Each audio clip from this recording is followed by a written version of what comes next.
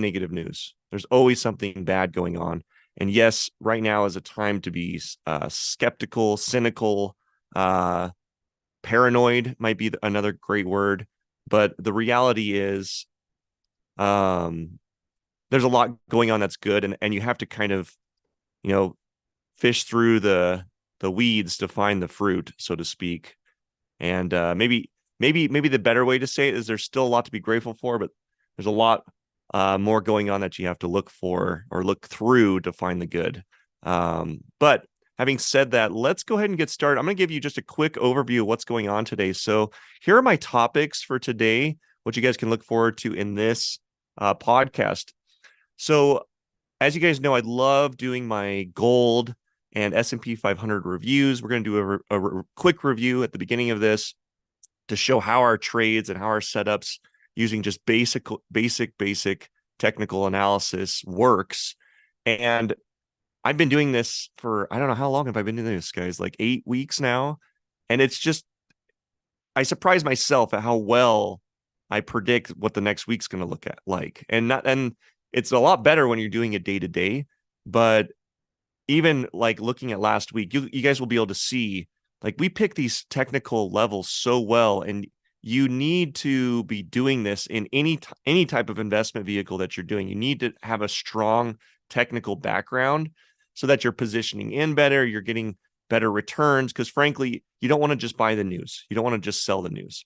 But today we're going to be going over, there's been a lot that's been covered this week. SBF, Sam Bankman-Fried, the FTX cryptocurrency scammer of the century, just got his verdict. The verdict is in, and now we're going to see how many years of prison he's actually going to get. The judge didn't like him that much, so I think the judge might weigh a pretty heavy hand on that. So we'll talk a little bit about that. We're going to talk about copper. I like copper right now, and there's strong industrial case use, but and demand. There's actually an increase in demand on it right now. And there are certain companies that are positioned well to take advantage of that. And I'm going to give you a tip off of one that I found that is interesting if you're interested in a stock, maybe to get in on early based on some prospecting that they're doing. So I like copper. We're going to talk about a potential Bitcoin run. And you have not heard this from me for over a year. I've been pretty bearish on Bitcoin.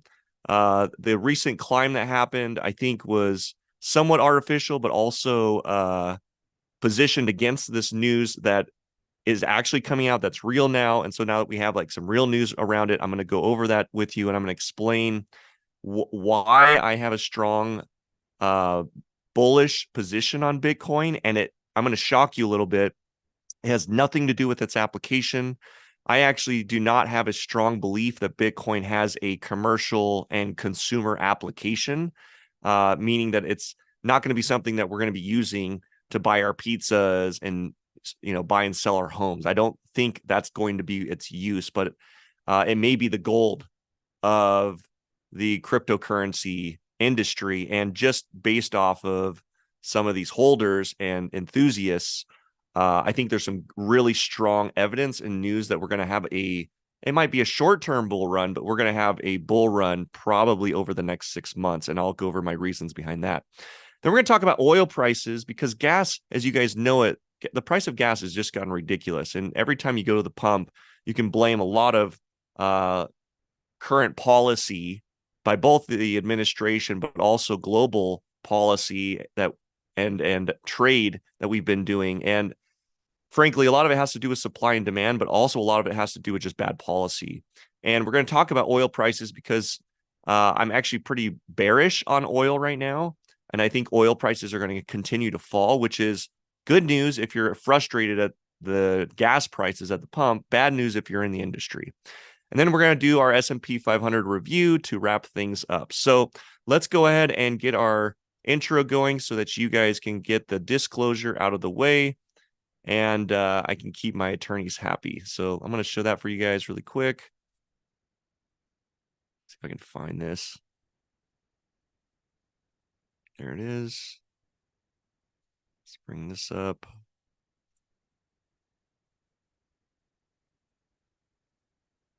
All right, here we go.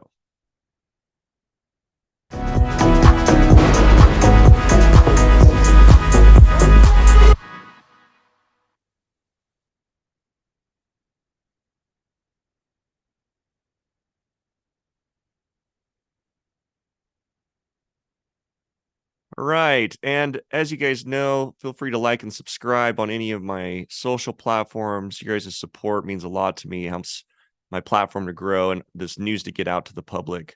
But let's go ahead and start. So I'm going to begin inside of, and I'm going to have to pull this up really quick. So let me pull up my Chrome account.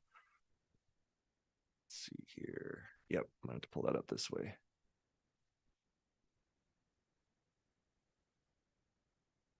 And what I'm gonna do, I'm gonna jump into our charts really quick and do an overview of how well our gold and S&P 500 analysis did.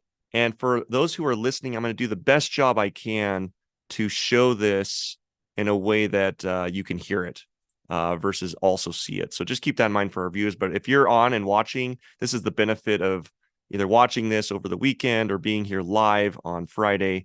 But let's go ahead and pull this up and I'll kind of show you guys what's going on. All right, so hopefully you guys can all see that. Looks like you can. Let me actually position this differently. Okay, there we go. So here's gold, and you can see last week. So I'm just going to count it back. Let's see, today was the 17th. So last week would have been the 10th. Oh, where'd my chart go? And on the 10th, we're going to, I leave these lines back so that it's easier to see. But on the 10th, this is what we were looking at. So this red candle right here is where we were. And here's what's happened, right? We had Monday, Tuesday, Wednesday, Thursday, and now Friday again. And we drew in these support and resistance levels. We had this channel, if you guys remember. I don't know why it didn't save my drawing, but we had this channel that was drawn in like this, going this way. And then we talked about the consolidation. We can actually delete this. But we talked about sideways movement into the next week. I don't know why I didn't save this. And we said it was more likely to play in this area between 1973 and 1882 in terms of the price per ounce. So that's $1,800.82 and $1,900.73.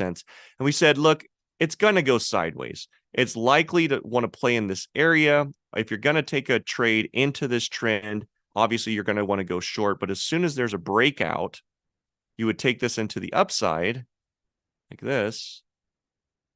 And just get this straight so you can see it into Monday. And if we had had a breakout, you would take it to the upside, stop losses out here, but you wouldn't put your take profit above this line until there was another break. And so we're going to do a gold review on like what I think is going to happen going into the future, but it's going to test 2000 again. We're basically back now that the price is at 1985.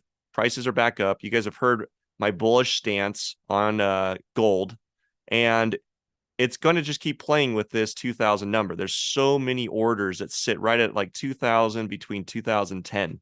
So for the price of gold to go above $2,000, $2,010, the probability is very, very low. And if you look at even the options market, you'll see that in the stacks in the order forms. There is a lot of resistance pushing the price down at these 2000 levels. And so this is a real easy trade to identify. We've clearly got upward momentum, a new uptrend over the last week. So you can see the 7 days here. And we're in the middle of this channel, just like we were 2 weeks ago. And so what's the play? Well, the play is really simple. We have sideways movement, probably Monday and Tuesday, unless something crazy happens. If we get some really bad news about the economy, we might see this break 2000, but it would have to be really bad news. It's likely it's going to come up and then bounce back down, and it's going to consolidate between the 2000 price and 1973 price. In fact, I'm going to adjust this just a hair because of some recent price movement. Let's move this price down just a hair to 1970 instead of 75. So I'm really putting my price between these 2 points. So how do you trade this? Good scalping, lots of sideways movement. So you can scalp up and down. When it gets closer to the 2000, you're selling. When it gets closer to 1970, you're buying. But we have this pressure that's going to keep pushing this up. And so you're really going to be watching for a breakout. And I'm just going to show you what this would look like.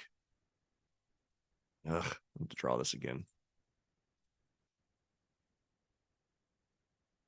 We're going to draw it nice and long. There we go. And that way you can see it's going to be Monday, Tuesday, so maybe Wednesday we get the breakout. And so I'm going to draw 2 different circles here so you guys get this. And we can remember this for next week. But it's likely we're going to stay in this level.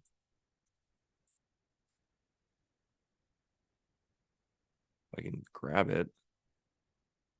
And then we're going to have this happen likely after a downward. It's the likelihood of this short-term trend carrying through 2000, not great. The likelihood of it hitting 2000, bouncing down, much greater. And so I would be keeping an eye on a breakout towards the downside. And then again, you're placing your stops above 2000 or below 1970. And I would imagine lots of price movement here unless things get really volatile and they start swinging outside, at which point I would be very skeptical of taking a buy trade above 2000, even if it breaks this 2000 or 2010 price. Why? Because we just haven't been there. Like, it hasn't seen this price for months. And so I'd be a little skeptical around doing that. But if you do, just put a really tight stop loss on so you don't lose much, because the potential breakout to the upside would go to about 2049, and then the next level is 2076. So anyways, there's your gold. We're going to do S&P 500 review really quick. Let me save this so I don't lose it this time. So there we go. It's saved. Let me show you the S&P 500 chart that we did. And man, did we nail this with our drawings. You can see that we picked this out. Oh, let's go back. Just happened. See if I can bring that back. There we go. So here is that down channel we talked about. And this is, for those of you who are listening, we've been in a short trend on the S&P 500 since August. And it was the beginning of August that this trend started. And the high of this trend we just broke 4 days ago. So not Monday, but Tuesday. And we talked about this, if you guys remember. Let's go to the 10th here. We talked about how the likelihood of this thing going down would be higher. Monday showed up and we just got tons of positive news and we got a breakout. And so when breakouts happen outside of these massive, massive trends, we are in a new trend. And not only we are in a new trend, but typically when they break hard. And that's why you'll typically see a candle like this go through a level like the 1473 level, is because of all this pressure that was mounting to break this kind of bearish trend going clear back into August. And so we'll do a review on where I think this is going into next week. But our levels held up really well. You can clearly see how the breakout happened right at our channel. And then this support, this resistance is now support. We're going to have to draw some new, we're in a new bullish channel on the S&P 500. Although I think today and next week might change some of the sentiment. We might crawl back into this, but that's more fundamental. So I'm not going to focus too much on that today. All right, so let's get into the news part. There's a lot of fun stuff that I want to talk to you about. The first is actually on the SBF debacle, you could call it. And I don't know how to address this. I'm such a advocate of the crypto industry, and we're really doing a lot of cleanup in the industry right now, meaning, the tide, there's a lot of hype and the tide has come out. We can see people with their shorts down, and we're getting to deal with that. We're getting to see, maybe for the first time in a long time, these these bad actors. And FTX was one of the first. They're definitely not the last. In fact, we've had some indictments even here in the state of Utah, which I'm embarrassed about. And I even made it a point to distance myself from some of those individuals, but it's happening, and we'll see more of it probably clear into 2024. But that doesn't mean this is bad for the crypto industry. In fact, the old saying is you sell when everyone's buying, when people are even financing and lending to buy, which is the good old days when rates were really low. Remember that? And when do you buy? You buy when there's blood in the streets. And so in a way, the industry is experiencing that. It's feeling that. And Sam Bankman-Fried, as it says here in this New York Times article, could get 100 years in prison. The verdict is already in.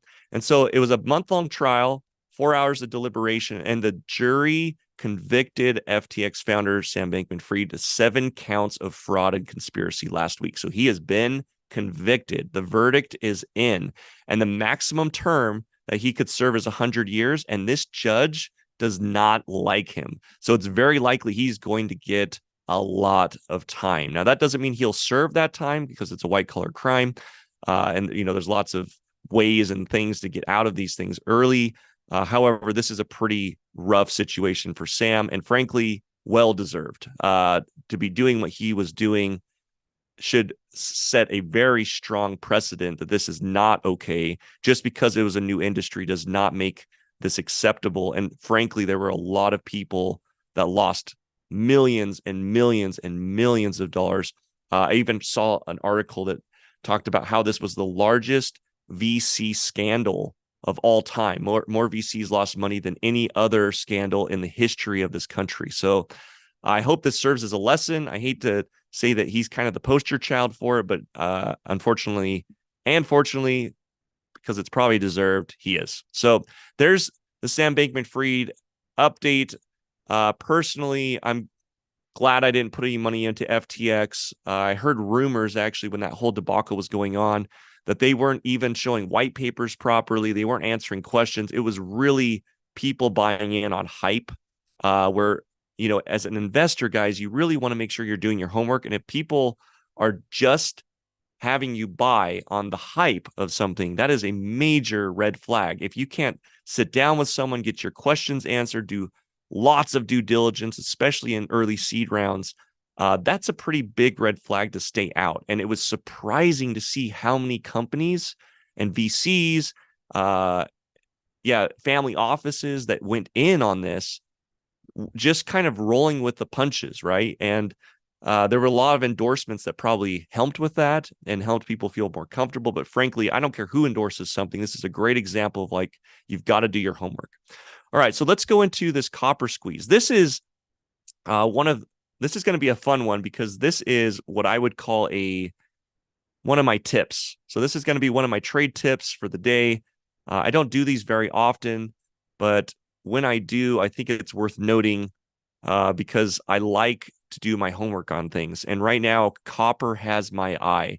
So this is a copper chart, just to give you guys a sense of how is copper doing? Well, clear back in 2019, it was trading at about $2.67 a pound. Right now, it's trading at $3.70 a pound. If you go to its high, it almost hit $5 a pound. And that was during the peak of when we were going through the pandemic and we had all this M2 and people were just buying things like crazy. And we had a lot of influx in prices. Obviously, inflation has tamed down a little bit. We've seen some devaluation in copper. However, right now, copper is positioned with a very strong level of demand. And let me show you some of the things that I've been looking at. I want to show you this. You guys should be able to see this. So copper, one of the major use cases for copper that's creating this demand is the EV market. It's not only the EV market, but it's also a common element found in most renewable energies. So whether it's solar or whether it's wind, we are using copper to wire everything, and everything from batteries to motors. If it has something like that, it requires copper. And we are seeing an increase in demand based on all of these green energy initiatives, all this new tech and spinning up computers. There's copper in every computer. There's copper and all these connective devices, anything where there's a motor, you're going to find copper. And because of that, demand is up and supply all year has been down. And we've been talking about supply shortages. And if you go back to the price since the beginning of the year, we have really not seen a large spike like we had way back through 2001 to 2000, end of 2002. And so, or I could say mid 2002. So January hit and it was like, or July hit and then January this year hit. And it was like, what's going on? So here's January. We're at like $4 and everyone's talking about supply issues, needing higher demand, and the price just kept coming down. Well, the people positioned, I mean, you could just trade copper. So if you wanted to pull up copper on chart and you wanted to trade it on the futures market, you could do that. Or you could get behind something that you're thinking, okay, copper is going to be an asset that we're going to need long term, right?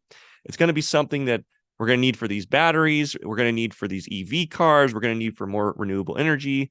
And you have to ask yourself, is that going to go away? And in the next 2 years, 3 years, 5 years, is that something that we're going to need more of or we're going to need less of? And my consensus and opinion is we're going to need more of it.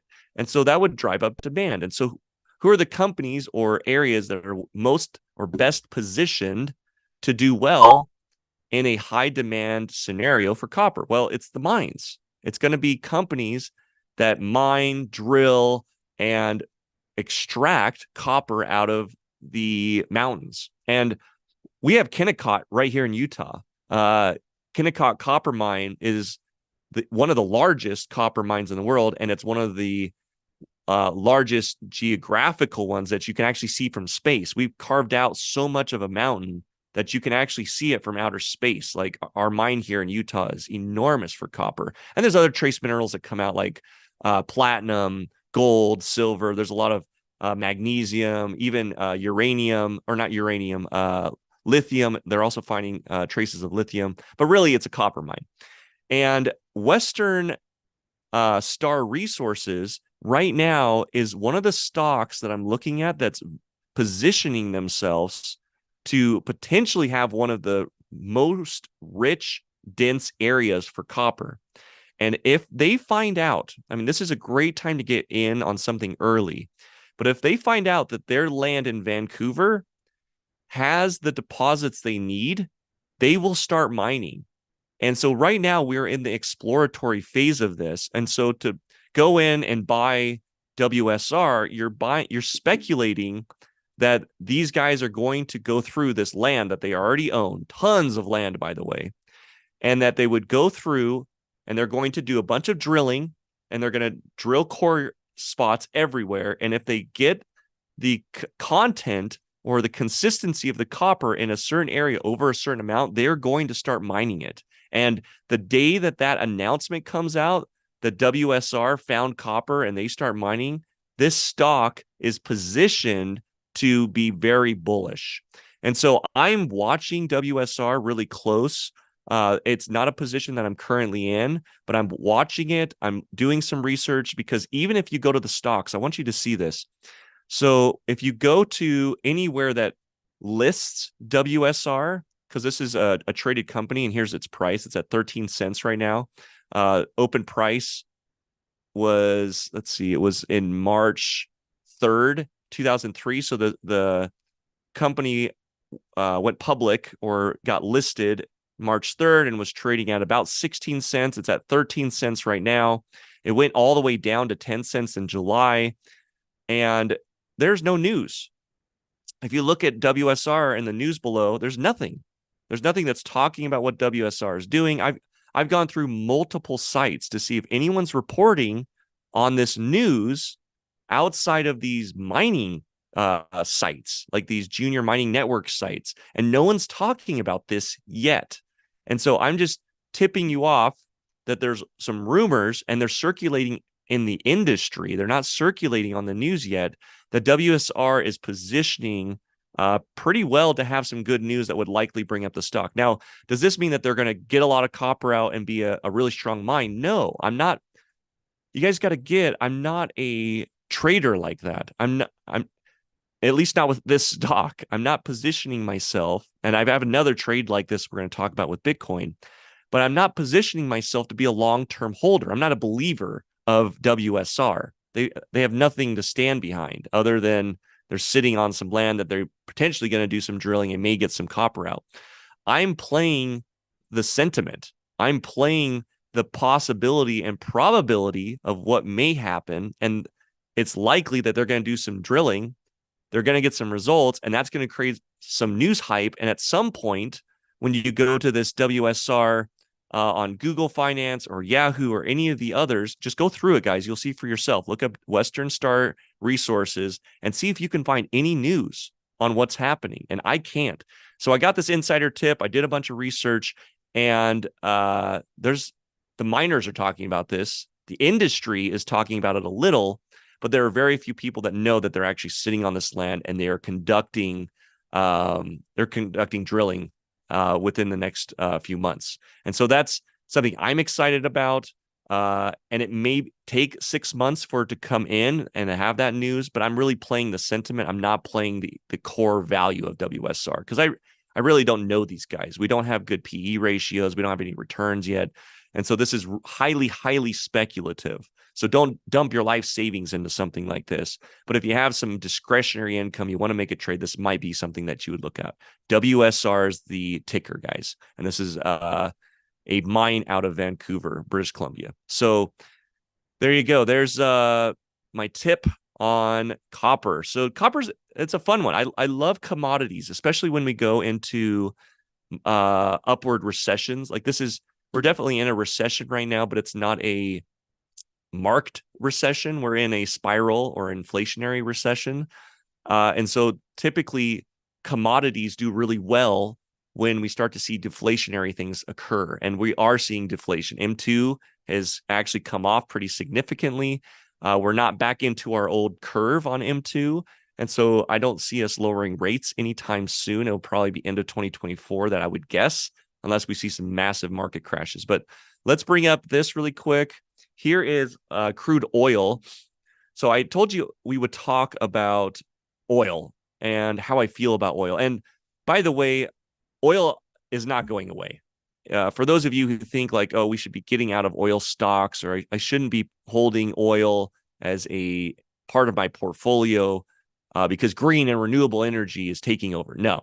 You need to do, if you believe that, if you truly believe that oil is going away anytime soon, you need to do some research on how much of renewable energy has actually taken a chunk out of oil. And you will be shocked at the percentage. With the billions of dollars that this country has used to incentivize solar and renewable energy, it is shocking the little amount of impact it's had on our overall oil usage. So I'm not an environmentalist, and I probably offend some environmentalists by saying this, but we are not doing a good job using renewable energies to get off of petrol. We are dependent on petrol, and we need to stop denying that. And maybe we need to come up with better ways to use it. But this is not an energy source we are going to be able to get rid of, even in the next decade. If you believe that, you are living in an illusion. You're living in a fantasy world. All right, so here's what's going on with oil, though, because I would be cautious of oil right now because there's just some supply and demand factors. And as you head into a recession, as we go into stopping of raising rates, the likelihood of going into a recession and having deflationary period after is really high. And so now that rates have paused, it's very likely we're going into deflation. And the feds are going to watch deflation happen before they start lowering rates. So as soon as we start to see a lot of deflation, which would look like a recession, then we'll start lowering rates to keep the economy afloat, to keep things balanced. But that's going to happen in all markets. And oil happens to be one of them because we don't have the demand. As industry shrinks and people stop spending, people stop, finishing things in their basement or buying homes they don't need, or even luxury goods or goods that frankly they just stack up in their garages. The factories have to slow down because they have less demand. And guess what energy source they're using to make a lot of this stuff? Well, it's fossil fuels. Like, we're just not getting off of this.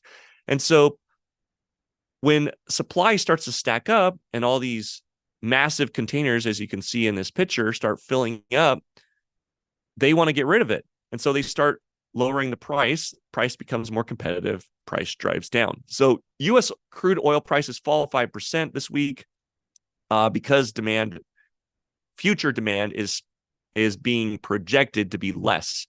And you can see that December contracts fell $3.76 or 4.9% to settle at $72 a barrel. In fact, I have a chart that I want to show you guys that I think brings this up.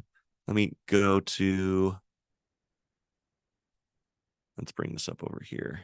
So I'm gonna flip over to our charts, and I just want to show you oil so you guys have an idea what's going on. And then I'll give you some tips on how you could trade this and how you could potentially take advantage of this increase in supply, decrease in demand.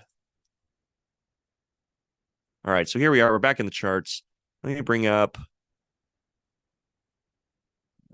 let's see, I'm going to do something new so I don't ruin our thing over here. Let me find oil really quick. Here we go. Here's oil. So here's the price of oil. And like it said, it's trading at about $75 a barrel. You can see that the climb, I mean, this is a 1 minute. What is going on here? Let's change this to a day.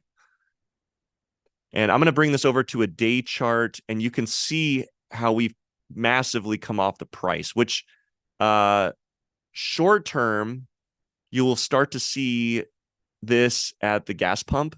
So if you've been a little frustrated about gas prices, we've come off an all-time high from the pandemic of $120 a barrel. We are getting back into pre-pandemic barrel prices, guys. And as this drops, we should see, and supplies increase over a longer period of time, I would project your gas at the pump to start going down clear into probably April. And I would be pretty bearish on this. Not oil by the barrel, but fuel prices at the gas pump, because it's a little laggy. The prices at the pump lag behind the price of the barrel. So if you're to look at like what you're paying each week for fuel and you're to compare it to the price of a barrel, it's pretty laggy. And so we're clearly in a short trend. I typically don't do this. I don't do like oil analysis, but you can see that we are clearly in a short trend, probably going back almost to the end of September, definitely beginning of October. And I would imagine that this trend is going to continue. Our floor is 65. So a $65 barrel is probably our floor that I wouldn't expect us to go below. But you could trade this anywhere, guys. You could trade this on the Forex market, the futures market. You can trade this in options, or you could be shorting oil companies, Exxon, Chevron, any type of oil producer or someone who's going to provide oil to places at the pump. I would be positioning pretty strong to the bearish side on oil right now. And that's probably going to continue clear until April. So lots of opportunities here. Obviously, these are just my opinions. You guys have to do your own homework on all these things. That's why we have our disclosures. But I'm watching this, and I'm positioning myself to be pretty bearish, at least until December. And then I'll check back in, kind of do another review. But oil, we have some pretty clear alerts, you could say, going off that oil is going to be going bearish and that there's going to be some long-term moves that way. So let's bring this back. I know we're getting close to the end here, and we're going to go into our S&P 500 review, and then I'm going to wrap this up. Oh, no, we have to talk about Bitcoin. Dang it. Let's go back. So this is going to be one of my fun reviews. You guys are going to love this, because when I can talk about something this way, it typically shows the lack of emotion and the high value, or the high, how would I want to say this? There's a I find a lot of value in seeing something where I can recognize I don't have a cognitive bias. There you go. That's probably the best way to say it. And what I'm saying, what I mean by that is we typically, a lot of people in Bitcoin, a lot of people in the cryptocurrency have an insanely strong cognitive bias. They're so heavily invested, or they're holding so much, these whales are holding so much that they can't see the forest through the trees. They don't really understand, or they're blinded by their own strength. It would be another way I would say it. And I have found a trade inside of Bitcoin that doesn't have that. I love the crypto industry. I serve on a blockchain task force that we set up a few years ago here in the state of Utah. I get called in to sit on panels and do interviews all the time about cryptocurrency. And we're in that market. I've done a lot in crypto. And I've traded a lot in crypto and made a ton of money in crypto. I've got a car with a Doge vanity license plate because I paid for it literally just out of my Doge trades. So I love the industry, and it's so imperative to have your head screwed on straight. So let me break this down to you in steps. Bitcoin has an ETF coming, right? We know this. And the ETS has a 75% chance of approval this year, according to Bloomberg analysts. And if you don't know or understand this whole ETF market, we have to back this up, and we have to talk about also what does it mean? What is network effect? And for new asset classes, how does the network effect affect the price? Well, network effect is the amount of network pieces that come together that elevate supply and demand. And as Bitcoin, let's just take Bitcoin as an example, as Bitcoin became more accessible to trade and started showing up on regular markets, like, you could go to your broker now and buy and sell Bitcoin. You may not own the keys, but you can buy and sell it. And because of that, it creates an increase in supply or an increase in demand. And the more networks that open up, whether you can lend on it, that opens up a network. Whether you can buy it on, your broker, like Robinhood. Robinhood didn't always have Bitcoin, but once they added it, that opened a network. All the different networks cause what's called a network effect. And the larger the network effect, the more access to a higher market cap that happens. And opening an ETF allows like companies like BlackRock or Grayscale, who are managing billions of dollars for their clients who already have money with them, already have millions and millions of dollar accounts, with BlackRock and Grayscale. It allows them now to take a piece of that and say, you know what? I haven't been in Bitcoin before. I haven't been in crypto, but take 1% of my portfolio and put it into that. And now, because they don't have to like open a Robinhood account or open these crazy, especially after the FTX thing, a lot of people pulled out of like these like Binance and these cryptocurrency exchanges just out of fear, right? They weren't sure, like, if this happened to FTX, how many of these other companies are doing this? So a lot of people pulled their money out. But if a BlackRock or a Grayscale gets an ETF on Bitcoin, how many people do you think are going to put, maybe even just 1% of their total allocation into crypto? And when that happens, how much of the market cap will expand because of that network effect? And then what happens when that expands is market cap increases. When market cap increases, what happens to price? It goes up. So what's currently happening in the crypto market and Bitcoin price at large right now is there's a lot of speculation that this ETF is going to get approved. And when it does, it's going to open up the floodgate. Like, the gate's going to open for this access for new cash to be in the Bitcoin market now.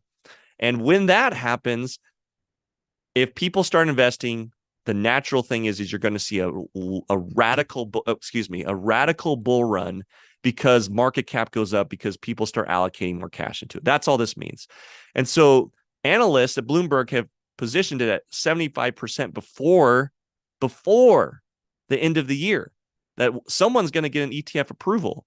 And Grayscale might be it, because Grayscale got this victory against the SEC where they actually got denied, and then it got appealed, and they're like, no, you have to actually review this again. We don't think that was fair. And so not only do they have this stack of like 12 plus ETFs that they need to approve or deny, they also have grayscales that they're being forced to re-review it, and they can't deny it based on the same premise. So that happened. There was also, I saw someone, so there's a bunch of people like Eric who's saying 95%. He's saying, I've got a 95% prediction. I'll just show you this really quick, that it will happen by the end of 2024. So we have people saying 75% this year, 95% by end of 2024. Guys, I think we're going to get an ETF filing. And what that means for Bitcoin is more money, more access to the market. Let me show you this other piece really quick. And now I'm going to show you why I've got my bias checked. And I'm going to show you a video really quick around, and I actually completely agree with Wise on this, but I'm going to show you this video where a not Bitcoin enthusiast is extremely bullish, believe it or not, on Bitcoin right now for the same reasons I'm explaining.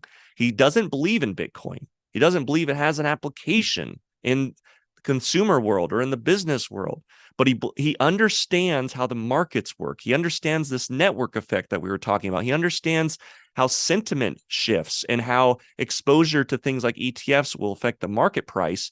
And he's just going, based on that alone, I really believe that we've got something here. I really believe that there's a potential for gain. So let me see if I can get this pulled up.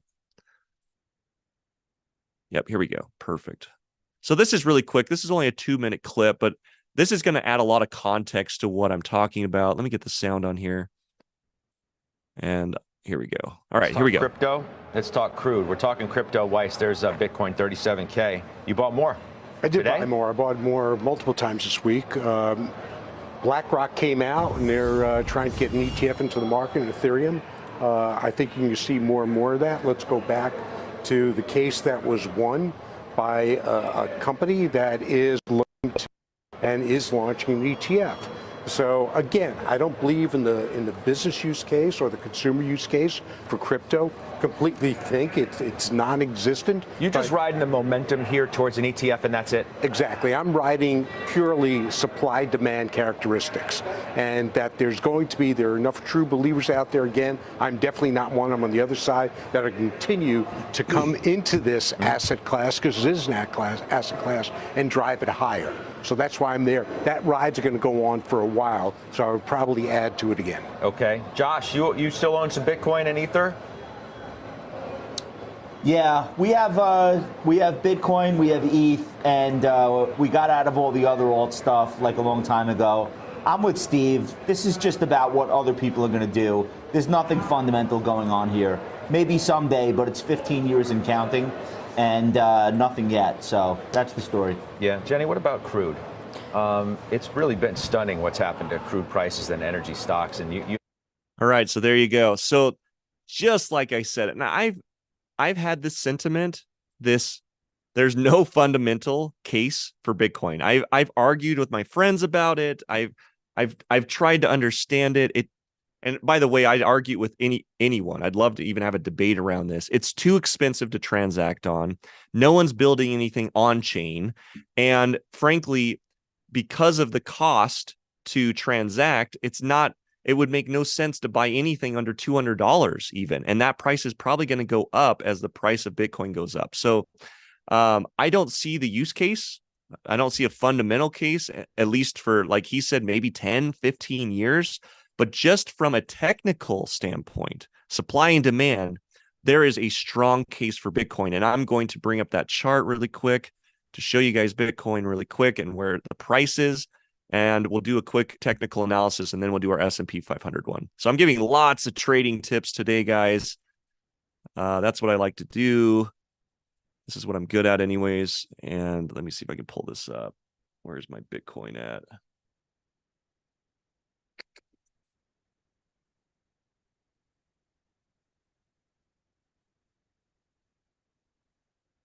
And you guys will be able to see the price on here and kind of what it's done.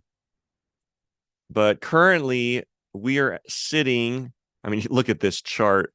For my listeners, Bitcoin currently is trading at $35,000, almost $36,000 a coin. And coming off its previous high, you can see we were way over 65. It even came up close into like $68,000. So we are a little shy of half its high, or what would be called the high. We are creating what is now called a low high, unless this trend continues and creates a new high. But here's what we're dealing with is right now, this is the price based on supply and demand, who's buying, who's selling, transacting. And what I've noticed is a lot of wallets are selling or getting out of these other coins in the crypto industry, like anything outside of Ethereum, anything outside of Bitcoin. People are kind of pulling out, consolidating. They're kind of saying, hey, we're going into a winter where we're probably not going to see any crazy jumps in other coins. And they're moving it even from USDC, from like a coin dollar that's pegged to the dollar. People are moving even that now into Bitcoin. And a lot of the demand has to do with this ETF that's going to be happening. Now, let me talk about fundamentals. There's a rule called you buy the rumors, you sell the news. Well, it sure seems like what just happened was the news, right? So should I be buying based on this news? And I would say this is still rumor. And here's how you have to know the difference between rumor and news. News will be the day that the ETF comes out. And yes, there will likely be a ton of bullish movement that happens the day that gets announced to the public. There'll be a lot of laggers.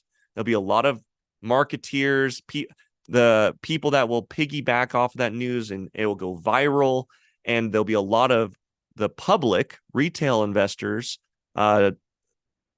not institutional grade, that will start positioning in. Now, there'll also be some institutions that probably are going to be a little behind the eight ball that get in also. But when the news happens, you don't want to be buying then. If you're going to buy and hold, now is the time to do it. Put your stop losses in, buy it now, hold it up. And then after the news event happens, look for an exit. I know that sounds crazy, but I'll give you an example. I was holding Doge right before Elon Musk went on SNL. This is actually a perfect example of buy the rumors, sell the news. And everyone thought if Elon Musk went on SNL and said Doge to the moon, that Doge would go through the moon, right? That it would have this massive boom. Well, a lot of investors used the news to exit out of their positions. And so there was all this buildup that Elon Musk would, there's all this rumor that he would. Then guess what? He did. And the price came down and down and down and down and never actually, if I recall right, never even went back to that price the day after that announcement, the day after he went live and said that. And so that's the example of buy the rumor, sell the news. It's still rumor. Now, the projection is 75% from some analysts before the end of the year. I've seen some people say 90% by January 10th. So if you're interested, this is the way to play it, is you put in your trade, you put in your stops, probably put a stop loss at like 33,000 or below. You see this major run up from 27 to 32. This is kind of the nomad's land. So if you put a stop just below 33,000, that'd be a safe place to say, look, I'm willing to lose this much if it goes from this current price below 33. So put your stop loss below that, and then just hold this and wait for that announcement. And the day that you hear the announcement of the ETF filing, you get to decide one of two things. I'm going to move my stop up and protect all my gains. If, again, this is all speculative. It could go down, guys. There could be some weird stuff that happens that causes this to go down. But it's like, lock in those profits or look for an exit. There's nothing wrong with taking profit off the table and saying, I made my gains. Don't get greedy on this. Don't get greedy on any of these trades or these ideas that I've given you. Take profits and take them off the table. But there's this old saying in trading also that you have to keep in mind, and that's cut your losses short, let your runners win.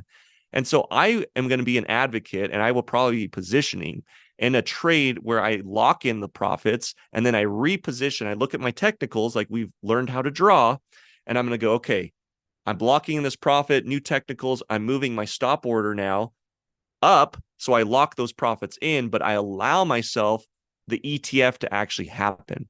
And so when the ETF gets approved versus the exposure, there's going to be a window there. And then there's going to be a lot of talk around when is Grayscale or BlackRock or whoever going to be able to open this up to their clients, and how soon are they going to be able to start putting money in? And then the day that that door opens, you should see a jump in the price, because you're going to have a lot of new customers coming in and putting their money in. Now, having said all this, I'm going to give you the opposite side as well. There's a lot of talk and a lot of rumor that there are Bitcoin holders and sellers that are going to be looking to get out when the ETF actually goes public. And so a lot of people are going to be using this as an exit strategy also. And so that exit supply may be greater than the ETF actual demand. And so if that happens, you've got to be really careful, because like the day Elon Musk said, Doge to the moon, everyone thought, this thing is going to go through the roof because, yeah, Elon Musk's behind it and he said it on television. It's like, no, everyone who already owned Doge owned it. And it was time to sell. It was time to get out. And so people that had a ton of Doge were using that opportunity and that high volume to get out of their trades at a really high price, instead of just massively having the market fall out from underneath them. So you have to kind of understand these market dynamics. Big players, big whales use good news to get out of their trades because they need the volume to be able to sell at that high price. Otherwise, they literally move the market down and they get less for their stuff. So big holders, whales, like to sell when there's lots of demand for a certain price, because it keeps the price locked in at wherever they're doing. And sometimes they even scale out as another strategy. Anyways, we're going into a lot of in-depth trading strategies. I like to try to keep this simple. Bitcoin, I'm bullish. We're waiting for the ETF filing to actually come out. That's the play. And when it does, that's the time you look to either exit or you move your stops up so that you lock in profits. So there is my Bitcoin analysis. Let's see if there was anything else I want to talk about. There was one more. I talked about the 90%. I don't need to show you guys that. So let's wrap this up. I know I've only got a couple minutes left. I want to go to the S&P 500 and give you guys a sense of like, where are we going next week? Thanksgiving.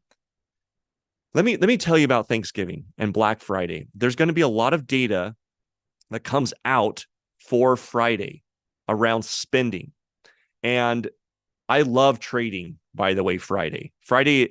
The day after Thanksgiving is one of my favorite days to trade, because the market goes pretty quiet, but you start to get a lot of news around like, how much are people buying? Is this as good as last year, or are consumers showing a lot of pullback? And based on the news and the actual data, you will see the S&P 500 contract or project into the like bear or bullish, right? It's going to happen. And a lot of it comes from the news from Friday. So Black Friday is a day I love to watch and I love to trade. And since we're going into next week, let's kind of give you an idea of where are our levels.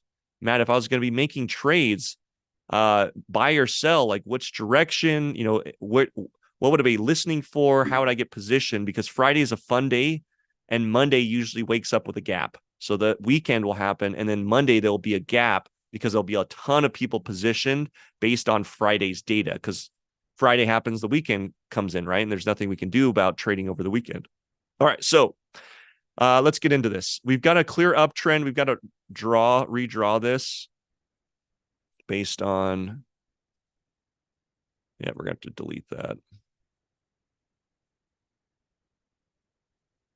But if you can go back clear, I'm drawing a uptrend clear back from October. And you can see that this is our new trend, our bullish trend going up. You can see it's clearly positioned to get us into this 4,600 range. But right now we're right between 4,473, 4,603. So there's a pretty big gap here. What is that? About $130 between the two price points. So there's a good amount of room here. Here's what I would first say about this. And once you guys get these levels drawn in, it's very easy to kind of go like, well, what's going to happen to the price? Well, Monday, it's pretty likely the price is going to go sideways and up. As we get closer into this bottom trend line, it's going to push the pressure up. And so we're going to see kind of the price go into this direction. And then we're going to see, whoop, don't do that. 73. There we go. You're going to see also this pressure start to build. I'm going to draw a really small circle here as we get up into this region. And the reason for that is this channel is going to continue going up. And so as this happens, there's a high likelihood of a breakout to the downside where we will actually come, we'll actually come out of this channel. I'm going to find some better ways to illustrate this for you guys, but that's going to happen right about here. And I'm going to redraw this so that it goes way into the future for you guys. And we can see it really well for next week. So I'm going to draw this way out. There we go. I like that.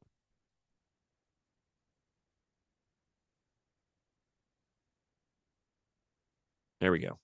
We'll save this so you guys can see it for next week.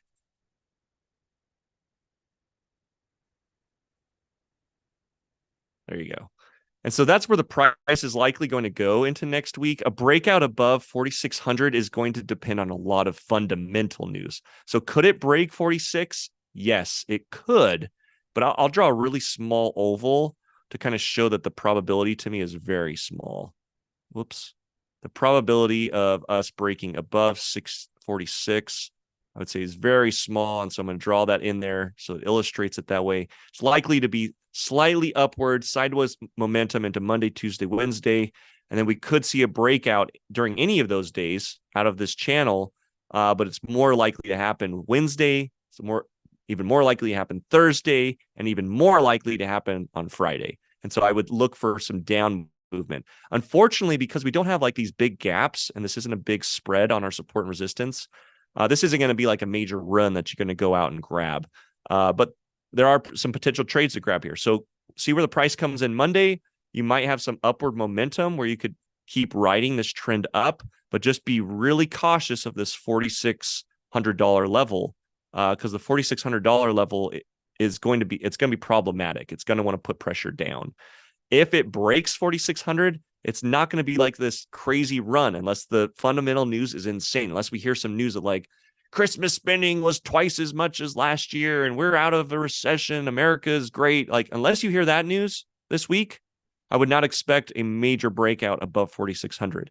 Now, what I would guess is going to happen is you're going to hear the news not talk well about Christmas, but not talk negative about it. And that's negative. If they're not hyping up Christmas, if the news isn't talking about how amazing Christmas has been this year, that's negative news. Because the last few years, as consumer spending went up, up, and up, the news grabbed that and ran with it. Like they just used it to really project this upward momentum into the market. They won't do that on the negative side. They don't want to cause a market crash. It's just kind of what the news does until the trend is really solid. The news doesn't like to talk about the markets in a negative way. And so no news is bad news, not good news coming into next week, especially when it comes to how are the holidays performing? How is Black Friday doing? If you're hearing kind of crickets, that's actually bad news. And I would be projecting a lot of bearish fundamental pressure. All right, guys. Well, that wraps up our segment today. Thanks so much for being on here. This is one of my most favorite things to do through the week, is to go through like all my findings, all my trades, things that I'm getting interested in investing in, and really giving an audience kind of a window into my mind in terms of how I do my own personal investing. So thanks for being on here.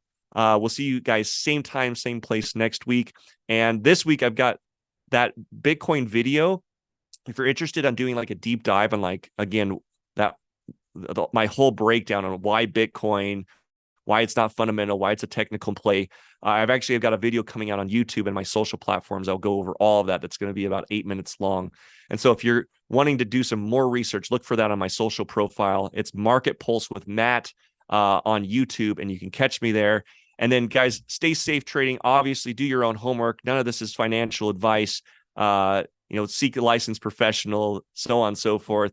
But hopefully you found this informative and I pointed you in the right direction. And stay safe, guys, because the market's going to be volatile. We're heading into a lot of unknown territory. And if something that you guys heard today helps, that's enough for me. So we'll see you guys next week.